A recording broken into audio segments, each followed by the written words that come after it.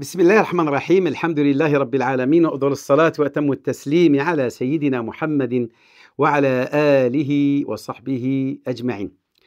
في مستهل هذه الكلمة أهنئكم وأسلم عليكم بتحية الإسلام، وتحية الإسلام السلام، فالسلام عليكم ورحمة الله تعالى وبركاته.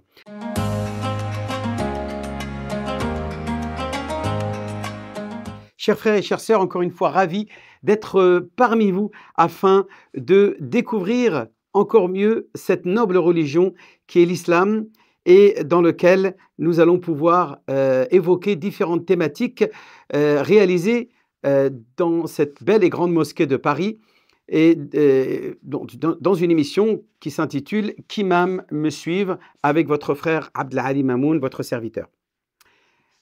Lors de cette émission, nous allons découvrir la tradition ou la noble tradition de notre prophète bien-aimé Mohammed sallallahu alayhi wa sallam. En effet, Dieu ne nous a pas légué simplement ce miracle éternel qu'on appelle le Coran, qui est Al-Qur'an al-Karim, cette parole incréée venant d'Allah subhanahu wa ta'ala et qui est immuable et qui est, on va dire, intouchable, mais dont les interprétations peuvent faire l'objet de différents avis, à condition qu'elles soient respectueuses des règles législatives et fondamentales, qu'on appelle Qawa'id al-Usuliyya fi tafsir al-Qur'an al-Karim, quant à l'exégèse et la manière épistémologique d'interpréter la parole d'Allah subhanahu wa ta'ala.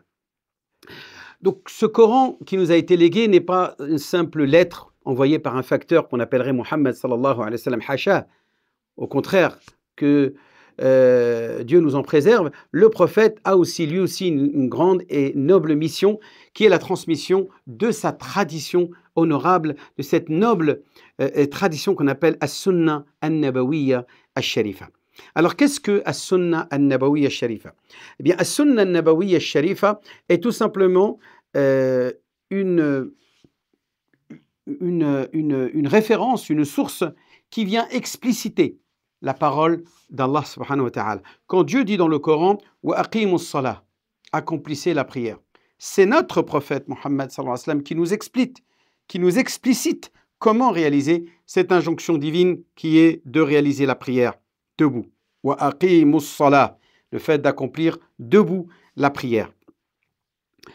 Et c'est donc le prophète qui va nous dire « Sallu kama ra'aytumuni usalli » priez comme vous me voyez accomplir la prière.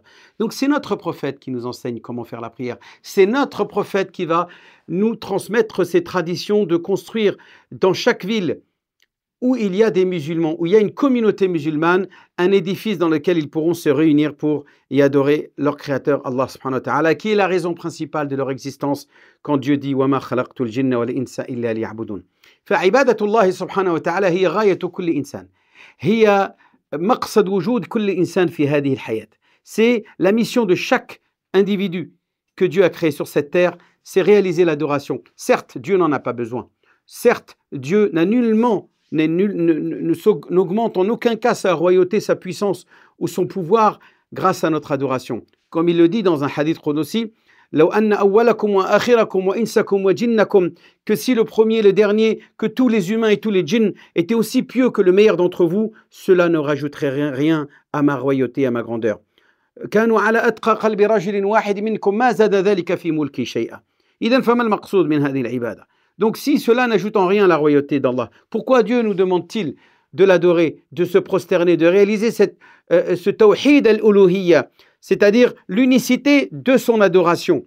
Pourquoi nous demande-t-il? Tout simplement parce que chacun doit savoir que ce qui anime justement chacun d'entre nous dans son corps, c'est son âme.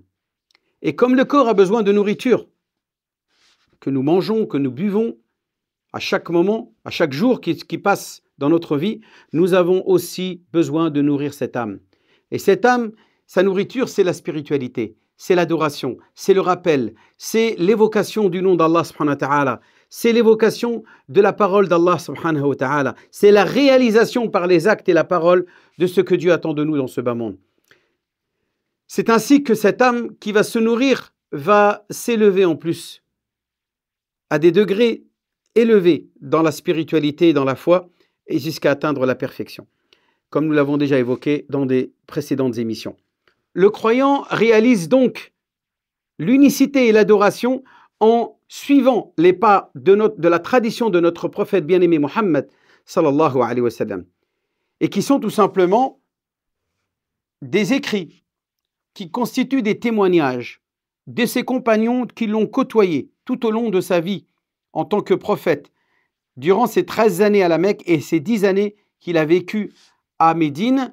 Et ses compagnons vont nous transmettre, grâce à des chaînes rapporteuses plus ou moins authentiques et qui ont été bien entendu travaillées par des traditionnistes, par ce qu'on appelle des muhaddithin, qui vont faire un travail gigantesque d'authentification et de recueil dans des ouvrages qui seront plus ou moins authentiques selon la sévérité de ces rapporteurs et de ces savants traditionnistes qui vont donc recueillir ces hadiths.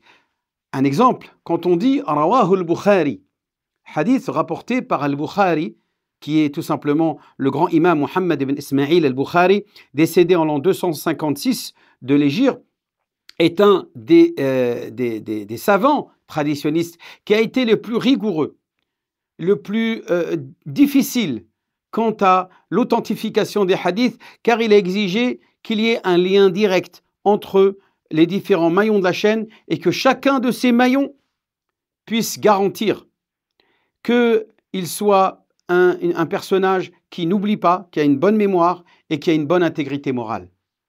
هو ما رواه عدل عن عدل وعن الراوي الضابط qui maîtrise et qui mémorise parfaitement ce qui lui a été transmis par son rapporteur. Donc jusqu'à avoir une chaîne continue jusqu'à la personne du prophète Mohammed sallallahu alayhi wa sallam.